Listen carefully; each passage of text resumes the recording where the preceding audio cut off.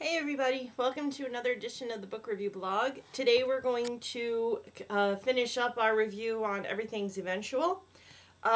This is going to be the second half of the reviews of the short stories. Like I said in my first review, there are 14 short stories in this book, so naturally I just split it in two, and I covered the first 7 in the first review, and right now I'm going to cover the last 7. So there we go. The first story that I'm going to review in this video is called LT's Theory of Pets, and it's a story about a man named LT is what he's known as. I'm not sure exactly what the LT stands for, but anyway, he lives with his wife Lulu, and they have kind of a normal marriage, or there's some arguments and all that, but so far a pretty good marriage. And Lulu buys a dog for LT. In actuality it's a Jack Russell Terrier, because LT really liked the show Frasier, and so if you're familiar with the show Frasier in the 90s, Frasier's father had, I believe his name is Eddie, a Jack Russell Terrier, and supposedly LT really liked the show and really liked the dog, so Lulu decided to buy the LT this dog. And however, they named the dog, I didn't say it. I think his name was like Henry or Harry or something like that. But anyway, over time, Harry didn't really bond with LT like you'd think he would, since Harry was bought for LT. Harry bonded with Lulu because Lulu was the one that bought him or something.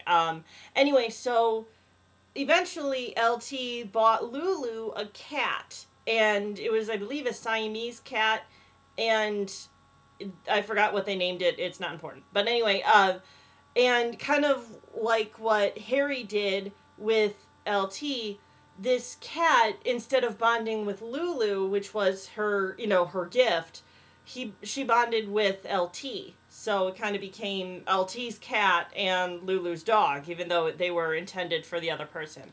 So that was kind of LT's theory of pets. And unfortunately, as this happens over time, and unfortunately, this causing of pets, or buying of pets, causes a dissolution of their marriage, and where they're just arguing more and more, and they're realizing that these pets are kind of not the cause of the end of their marriage, but it has kind of a part of it. But instead of getting rid of the pets, they end their marriage. So anyway, that's that book. The next story is called The Road Virus Heads North, and it's about a famous horror novelist named Richard Kinnell, who is driving from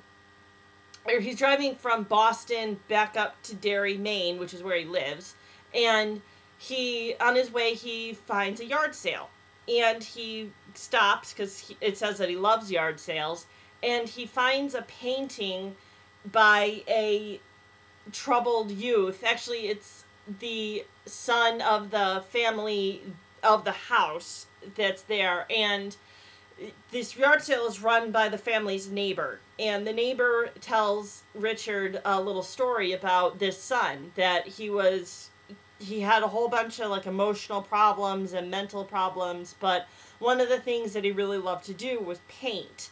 And however, after painting this picture that's being sold, this boy killed himself. And this painting that Richard found attractive, all it was a man driving on the Tobin Bridge.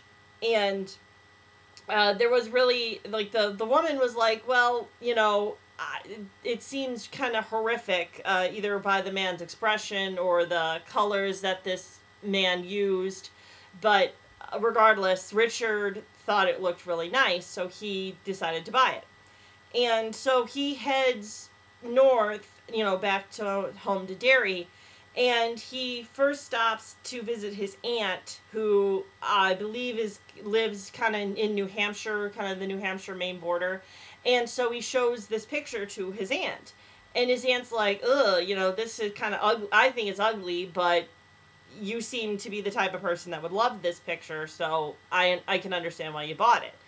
But, so, when Richard initially takes the picture out to show his aunt, he looks at it and he notices that the picture is starting to change.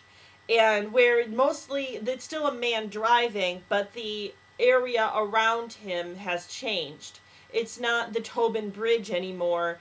It's an area that's further north than, because I believe the Tobin Bridge is in Boston, or around Boston. But anyway, so it's kind of like the man in the painting is following Richard, and Richard just kind of sloughs it off, going, okay, that can't happen. So, but he puts it back in his car and starts heading back north to Derry.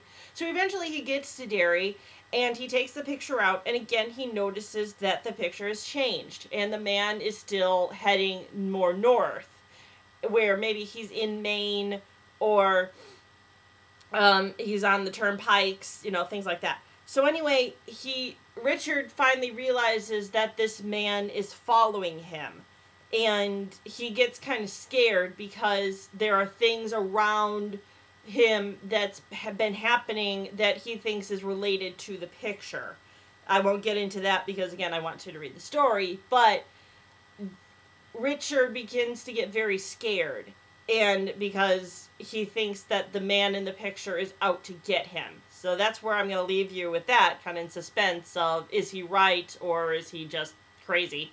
But anyway, the next story in this book is called Lunch at the Gotham Cafe, and it's a story about a man named Stephen Davis, and he lives with his wife Diane, but in the beginning of the story, Stephen receives a letter from Diane saying that she has left him and will soon be asking for a divorce. And so Steve is really shaken by this because this is a complete shock to him.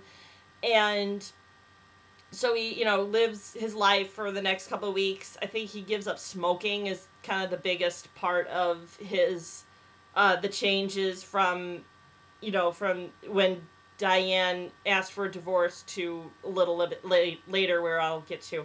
But anyway, Stephen gets a call from Diane's lawyer, a man named Bill Humboldt, and Bill says, okay, I think that Diane, your lawyer, and myself should all have lunch and discuss this, or, the impending divorce and what can be, what's done about it and things like that. So Bill suggests that they have lunch at this place called the Gotham Cafe. And I meant to look if the Gotham Cafe really existed, because it's supposedly in downtown New York. And New York has a ton of cafes and restaurants, so there might be one called the Gotham Cafe.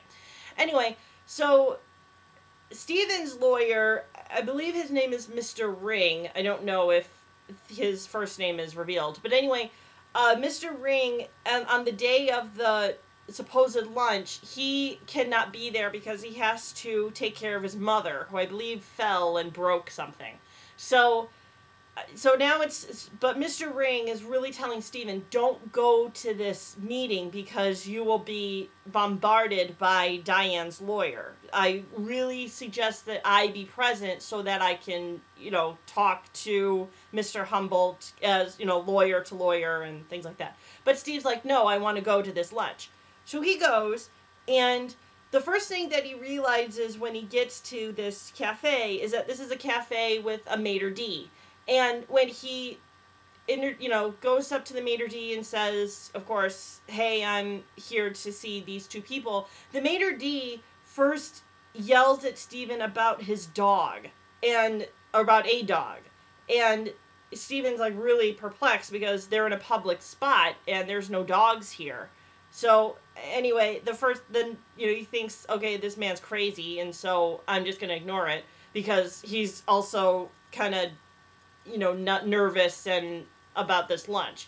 So anyway, he sits with Diane and Bill, and they don't really even order appetizers yet. Or drinks. They're just kind of talking.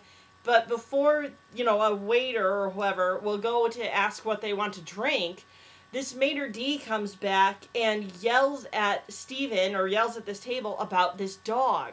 And eventually Bill stands up and starts to say, sir, you're crazy. I don't know what you're talking about. And then this maitre d' reaches behind him and pulls out this huge butcher knife and kills Bill Humboldt. So now everybody in this restaurant who has seen this and heard this maitre d' is like afraid. So they run away from the restaurant, and Stephen grabs Diane and tries to get out. So that's, again, because now this maitre d' is like crazy, obviously, and he's now after Stephen, who, it seems that Stephen was the main target because of this dog. That, again, Stephen has no idea what this maitre d' is talking about. So will Diane and Stephen make it out, or will they be a victim of otherwise to this maitre d'? I'm going to leave you to read this book. So anyway, the next story is called, it's kind of a long title, so I'm going to read it. That Feeling You Can Only Say What It Is in French. And it's about a couple, and they've been married for 25 years, and they're on their way to their second honeymoon. And the wife of the couple, her name is Carol Shelton, they're driving along in Florida, and she starts to say to her husband that she's starting to get that feeling again. And it's actually what it is deja vu. And because they're driving down the road and she sees things that look familiar to her, but she's like, we've been here, but yet we haven't been here. And they're traveling from Maine to Florida. So they take a plane, and I think they go to Fort Myers. So I think they take another plane to get to the Fort Myers. And so, but in the beginning of the story, they're in Fort Myers and they're driving to their destination. Carol kind of notices that things are different, and she scratches her head or something like that, and she pulls out what she called black dandruff. And her husband, I think his name is also Bill. Yes, her husband's Bill. Says, why do you have she realizes that it's not dandruff, it's flakes of paper. And he's like, why do you have black flecks of paper in your hair? And all of a sudden, and she looks at Bill, and all of a sudden Bill starts to change, where his face becomes melted and kind of in a nightmarish idea. And then Carol wakes up, and so she's like, oh, I just had a nightmare. And she wakes up on the plane, and Bill's like, oh, you just had a nightmare. And she's like, oh, tell me about it. And she's like, oh, I can't remember about it. And so he's like, well, okay. And so they go on with their, trip, and they, get on the plane, and they get in the car, at the beginning, and she's like, oh, I've had this feeling again. And again, she sees the black flecks of paper and and Bill's face melting, and then she wakes up again. And so it's a repetitive thing, and she doesn't know what it means, I guess. And, because it has a lot to do with the plane that they're flying in and things like that. So I don't know if they are supposedly die in the plane, or if they make it and everything's okay. It's a very it's one of those also that ends, but yet the questions are not answered. So the author or the reader is supposed to figure out what happens. So anyway, I like those type of stories. Again, like I said before in my other review, that's the type of Stephen King stories that I like. So anyway, the next story is called 1408. And it's the one that they just had a movie based on it. It was maybe 4 or 5 years ago. And it's about a man named Mike Enslin, and he is also a horror writer. And Mike is the type of horror writer that writes like 10 haunted graveyards of the United States, or 10, or the world, or 10 haunted blahs of whatever. So he wants to write a book about 10 haunted hotels in the world or United States or whatever. And one of the hotels that he has heard about, or hotel rooms, is this room 1408 that's in the Hotel Dolphin in New York. And Mike is really interested in going to this, but the manager of this Hotel Dolphin, a man named Mr. Olin, is really adamant about not letting Mike go in there because, and it's not that he doesn't want Mike in his hotel, it's he doesn't want Mike in this room because it's an evil room, is what he says. And it's, you know, he doesn't do it to be a meanie, or he doesn't do it to be like, you know, a giant a-hole or something. He's really wanting Mike's safety, or he's really wants Mike to be safe. And he talks about, there's mention about that there have been like 6 suicides in the room, or 6 people jump off the, you know, because it's on the 14th or 13th floor, so they jump out the window and obviously to their deaths. There have been people who've drowned, there have been people who you know, hang themselves, and there have been people that stay there for a period of time but get out, but they're not the same. You know, they have mental problems, they have physical problems, and things like that. But yet Mike is very adamant about going, and so finally Olin gives up and says, all right, fine. So Mike is only in 1408 for 70 minutes, it says, and what he experiences is so bad that, you know, 70 minutes is enough. And again, I won't go into what he experiences because I want you to read the book. Now, if you see the movie is a little more detailed than the book is, and the movie has a different ending and different plots than the book. But still, if you enjoyed the movie, please read the book. Anyway, the next story is called Riding the Bullet, and this is a story about a college, I guess he's a junior because he's like 21 years old, and his name is Alan Parker, and all his life he's just lived with his mother, so he always claims it's like Al and Jean Parker against the world. And Al gets a call from his mother's neighbor that says that Alan's mother has just had a stroke. And so Alan now has to go from the University of Maine in Orono to Lewiston, Maine, which is a pretty lengthy trip.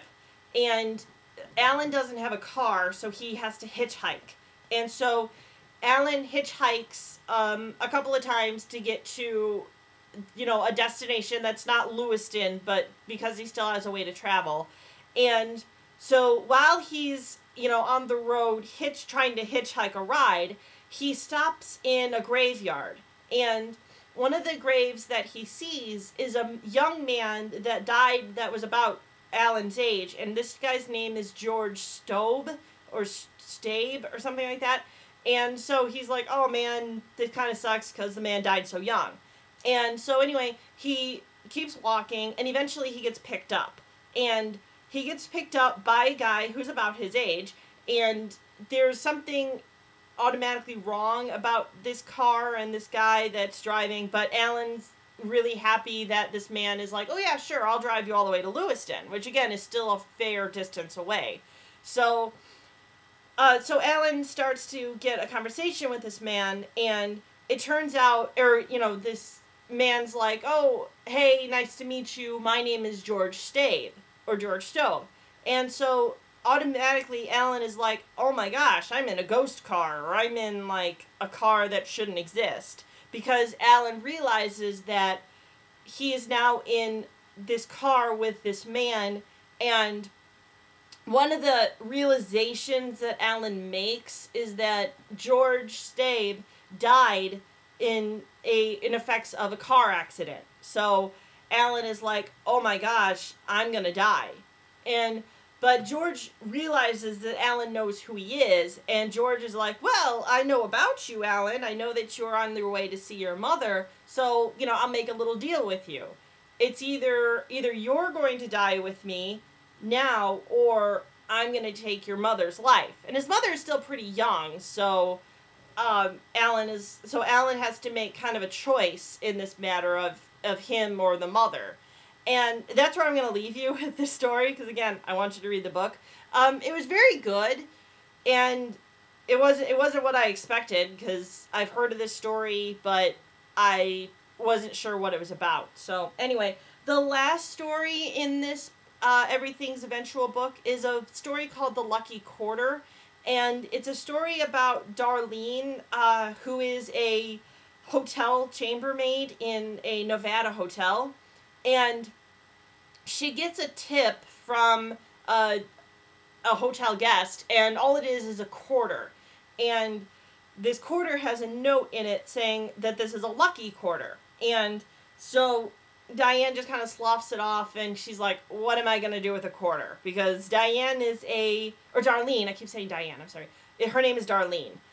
She is a single mother to 2 kids, and one kid needs braces, she says, and one kid has asthma. So, she's really struggling. And so she's done with her shift, and she takes this quarter, and she pops it into the hotel slot machine that's there, and the quarter wins her $18 worth of quarters. So she's like, oh, well, maybe this is kind of a lucky quarter. And so she's off her shift, and she goes to a casino, because, again, she's in Nevada. And so she goes to a casino, and this quarter gets her, she plays the roulette table. And through her many times at the roulette table, she ends up winning basically like $24,000 or $25,000. And you think that was where the story ends, but it isn't. But that's where I'm going to stop the story, because, again, like I keep saying, I want you to read the book. So anyway, I really liked the book. I do like the Stephen King short story books, because they're short and they're scary in their own matter, and, they're not as long as a novel. So anyway, the next story by Stephen King that I'm going to read is called From a Buick 8. And that's my review, and I bid you all farewell and happy reading.